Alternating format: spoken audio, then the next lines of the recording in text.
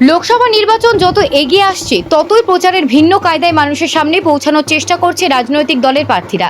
বুধবার পশ্চিম মেদিনীপুর জেলার কেশপুর ভোট প্রচারে বেরিয়ে মাঠে নেমে ধান কাটলেন ঘাটাল লোকসভা বিজেপি প্রার্থী হিরণ চট্টোপাধ্যায়।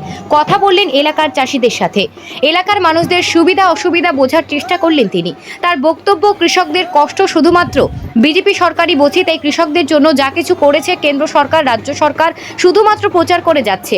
হিরণের বক্তব্য, তার পরিবার কৃষক পরিবার, তাই কৃষকের কষ্ট তিনিও বোঝেন। আর বর্তমান সময়ে কৃষকরা কি অবস্থায় আছে তা বোঝার জন্যই প্রায় 44 ডিগ্রি তাপমাত্রায় মাথায় নিয়েও ধান কাটতে মাঠে নামেন। এইভাবেই কেশপুরের চাষিদের মন জয় করার চেষ্টা করলেন ঘাটালের বিজেপি প্রার্থী হিরণ। ঠিক আছে, ক্যামেরা করতে দাও, ক্যামেরা করতে দাও। বাহ,